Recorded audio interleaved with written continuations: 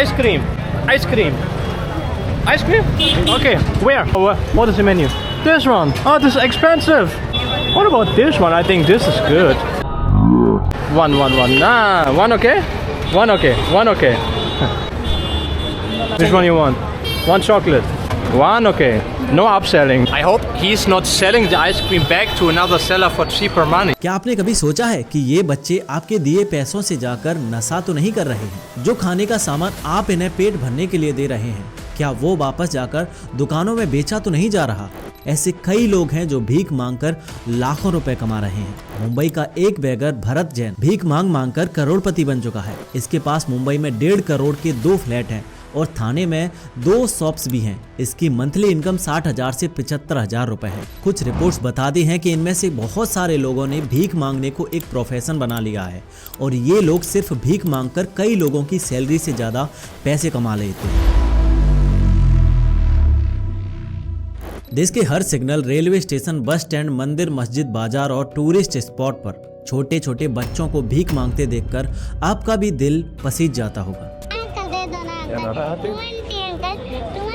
लेकिन आज का ये वीडियो देखने के बाद आपकी ये सोच हमेशा के लिए बदल जाएगी। अगले कुछ मिनट में मैं आपको इस पूरे सिंडिकेट के बारे में कुछ ऐसी बातें बताने वाला हूँ कि आपकी आंखें खुली की खुली रह जाएंगी। आप सोचने पर मजबूर हो जाएंगे कि क्या आप किसी भिखारी को भीख देकर पुण्य का काम कर रहे हैं या फिर एक क्राइम रैकेट के इन बच्चों को और ज्यादा फंसाते जा रहे हैं।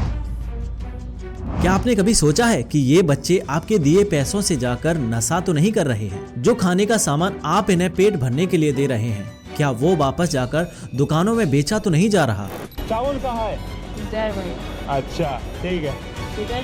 हाँ, खाइए ना। ये थॉट शायद आपको पहले भी आए होंगे, लेकिन शायद आपको ये नहीं पता है कि कितनी अनइमेजिनेबल लेवल पर इन बच्चों को एक्सप्लॉइट किया जा रहा है। ये कोई साधारण भीख मांगने वाले नहीं हैं, बल्कि ये ह्यूमन ट्रैफिकिंग का एक पूरा सिंडिकेट है जो इन बच्चों से बेगिंग के नाम पर फोर्स्ड लेबर करवा रहा है। इन बच्चों को खुलेआम खरीदा और बेचा जा रहा है। कुछ रिपोर्ट्स बताती हैं कि इनमें से बहुत सारे लोगों ने भीख मांगने को एक प्रोफेशन बना लिया है और ये लोग सिर्फ भीख मांगकर कई लोगों की सैलरी से ज्यादा पैसे कमा लेते हैं। हाँ, आपने सही सुना, भीख मांगना अब एक बिजनेस बन चुका है। इनमें से कई लोगों के पास तो स्मार्टफोन तक मिल जाएंगे।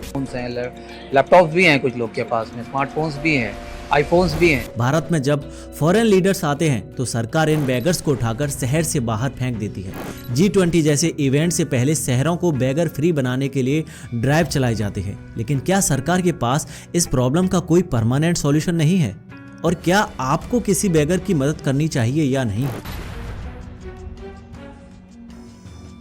आपने देखा होगा कि ये लोग अलग अलग तरीकों से आपकी सहानुभूति और डर का फायदा उठाते हैं। कुछ औरतें अपनी गोद में बच्चों को लेकर भीख मांगती हैं, तो कुछ डिसेबल्ड लोग अपनी विकलांगता का फायदा उठाते हैं।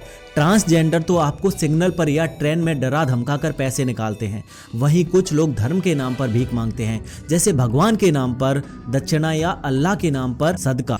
पहले गायत्री मंत्र सुना, पहले मेरे को बहुत मारूंगा, माँ कसम बोल रहा हूँ, मारना चालू करूंगा, अभी तुरंत मारना चालू करूंगा। गायत्री मंत्र सुना पहले। सुना जल्दी। 2 मिनट ठहरो यार, गायत्री मंत्र आपका है।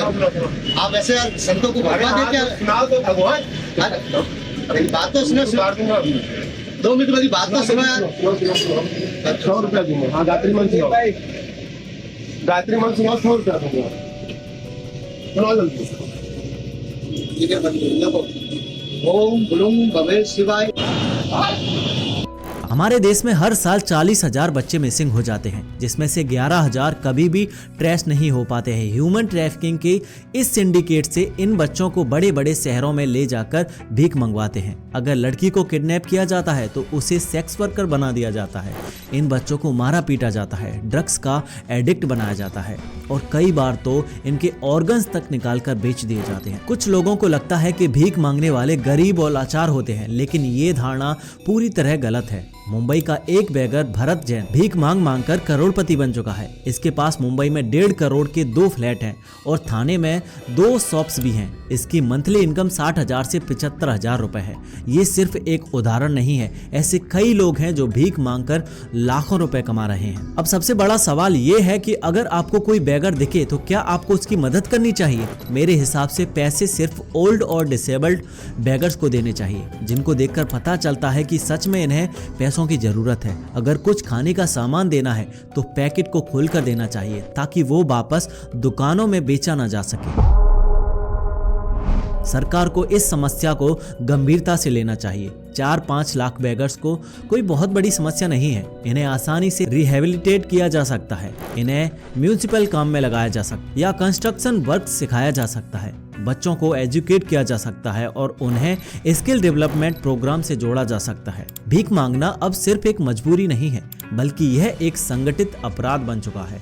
हमें इस समस्या को समझना होगा और इसके खिलाफ आवाज उठानी होगी। अगर हम चाहें तो इन समस्या को जड़ से खत्म कर सकते हैं, लेकिन इसके लिए सरकार, समाज और हर नागरिक को मिलकर काम करना होगा। तो अगली बार जब आप किसी भिखारी को देखें तो ये जरूर सोचें कि क्या आप उसकी मदद कर रहे हैं या उसकी समस्याओं को और बढ़ावा दे रहे हैं। अगर आपको भी ये वीडियो अच्छी लगी हो तो चैनल को सब्सक्राइब जरूर करें। आप लोग चैनल को सब्सक्राइब नहीं करते हैं, प्लीज़ चैनल को सब्सक्राइब करें, इससे हमें बहुत मोटिवेशन मिलता है। मिलते हैं अगली वीडियो में, तब तक के लिए अपना ख्याल रखें।